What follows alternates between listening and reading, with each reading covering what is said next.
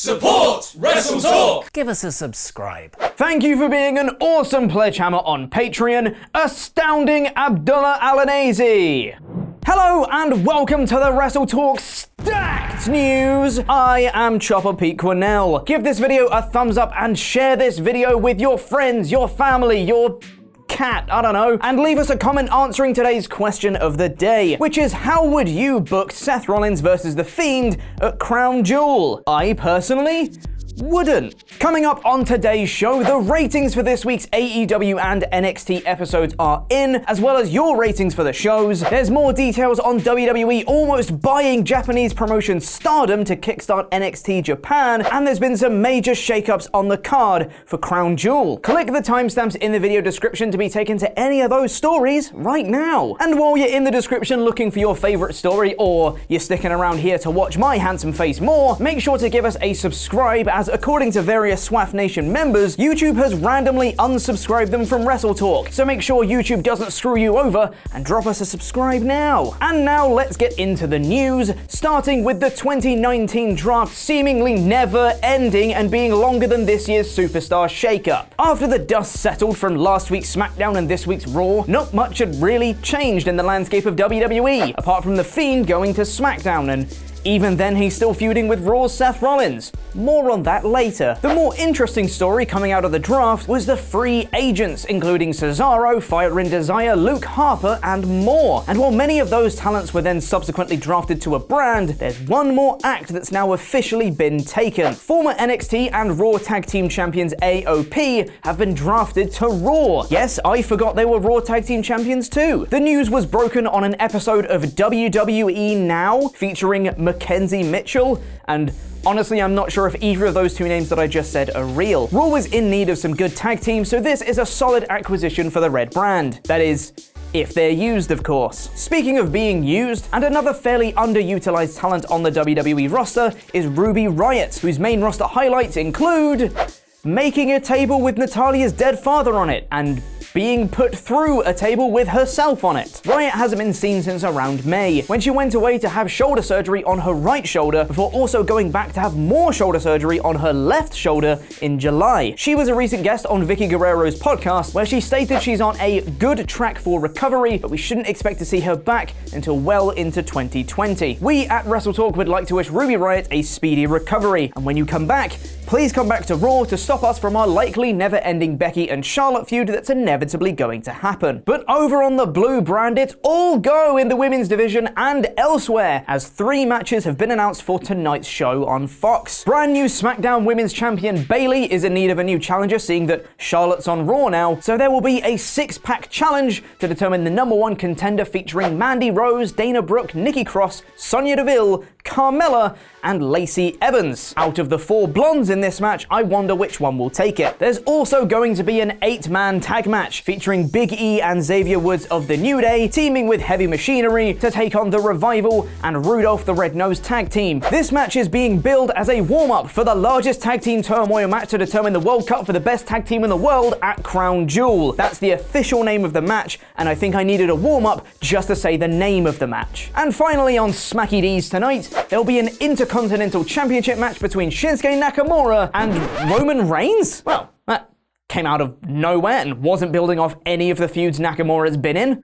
Nice. My prediction, Sami Zayn causes a DQ, causing Roman to go crazy, and he beats up Zayn, which rules him out in storyline of traveling to Saudi Arabia, because in real life, he's not allowed to go because of his heritage. Progressive. And speaking of progression, or more accurately, regression, the latest ratings for AEW and NXT are in.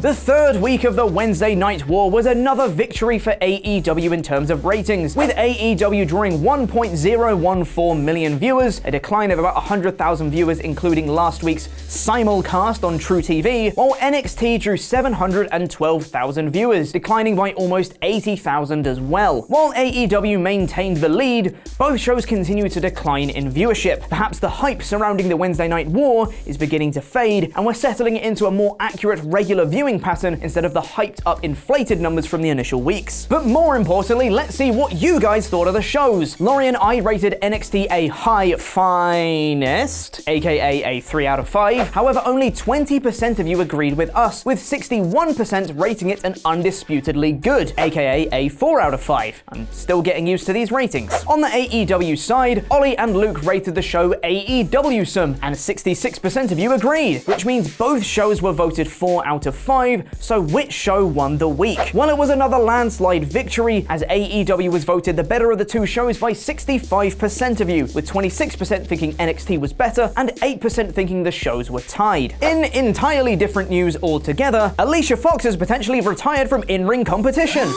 I know, I'm shocked as well. I thought she already had. I mean, she was being advertised as a legend on several occasions already. WWE have now moved Alicia Fox to the alumni section of WWE.com, which normally indicates the end of one's in-ring time in WWE, aside from contract extensions and re-signings, etc. One has to wonder what's next for Fox. Could we see an epic return to the indies? A shock appearance in AEW? Will she turn up and throw her Divas title into the trash? Probably not, but in an alternate timeline perhaps, she may have shown up in Stardom. As Ollie wonderfully covered in his solo stream yesterday, there were some major plays in the Japanese wrestling market, with Bushiroad, the company that owns New Japan Pro Wrestling, also now owning Japanese women's promotion Stardom. This was seen to be a major snub for WWE, who were looking to expand and launch NXT Japan, potentially with the help of Pro Wrestling Noah. Now with the Japanese market even more locked down, NXT Japan is looking increasingly less likely. This was expanded upon on the Wrestling Observer Radio, as it seems WWE were another party actually looking to purchase Stardom as another avenue to start NXT Japan. According to Wrestling Observer Radio, WWE's plan was to merge Stardom with a local men's promotion, build a local performance center, and kickstart NXT Japan. WWE reportedly offered to sign every Stardom wrestler under contract, bring them all to the States for WrestleMania, and even induct Stardom CEO Hiroshi "Roshi" Ogawa into the WWE Hall of Fame in 2020. Despite all that, Dave Meltzer reports that Ogawa never really considered selling Stardom to WWE, considering Bushiroad offered a much more concrete plan for the promotion moving forward, whereas WWE's was considerably more vague, not knowing which local men's promotion Stardom would merge with and being unclear on how house shows would work. All of this led to Bushiroad being the comfortable favorite in negotiations, and that was the decision Ogawa and Stardom opted to go for. Where this leaves a potential NXT Japan remains to be seen. But now let's move back over to WWE, and we move ever closer to Crown Jewel on October 31st, which will probably be the day the Fiend dies forever, which is fitting as it's Halloween, actually. As the WWE on Fox Twitter account so eloquently put it, the WWE draft that's now officially over, I think, has definitively put an end to the wildcard rule, where 3 or 4 or sometimes maybe 7 roster members from the opposite brand could show up on the other brand for reasons. However, that rule is now possibly back in effect. What are the rules? Because not only is SmackDown's Bray Wyatt being advertised for this Monday's Raw, but he's being advertised throughout the entirety of November for Raw as well. Come on guys, you had one job. Whether this means his feud with Raw's Seth Rollins over the Universal title must continue past Crown Jewel, or whether he actually wins Raw's top title while being on SmackDown remains to be seen. But let's be real, chances are he's probably not going to win the title. Again, it's going to be a double count out in a Falls Count Anywhere match. I know it's going to be that. They're going to screw it up. This really undermines the draft if someone can just show up on the other brand, and leaves us in exactly the same position we were in before the draft. Can Bray just stay on SmackDown and we can forget that Seth Rollins feud ever happened, please?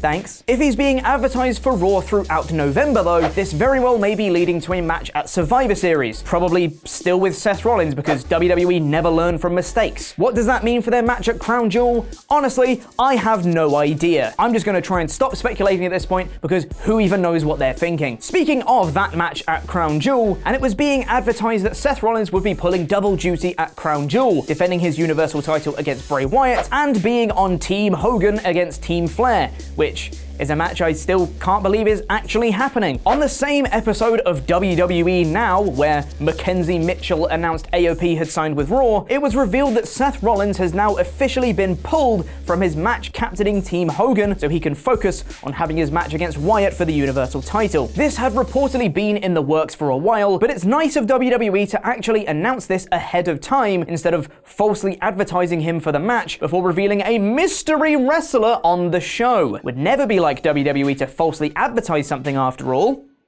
It's strange, isn't it, that all this news seems to be dumped on a Thursday, right around the time the ratings for AEW and NXT are released. What a coincidence! With Seth no longer on Team Hogan, surely the entire Crown Jewel card will suffer because, as we all know, Seth is the top babyface on the card and no one dislikes him. But don't worry, WWE will probably wheel out The Undertaker or Goldberg or some other legend to have a match. Well, actually, according to the Wrestling Observer newsletter, that won't happen, as both The Undertaker and Goldberg are not scheduled to work the show. There's no given reason why they're not scheduled as of yet, but it was speculated that with new WWE star Cain Velasquez and boxer Tyson Fury on the card, it made little sense to add some WWE legends on top of those that might overshadow them. But how will The Undertaker get back to his winning ways? He's only 2-1 at Saudi Arabia right now after defeating Rusev and Goldberg but losing to DX alongside Kane. He needs to get up to his 21-1 of myth and legend. He'll become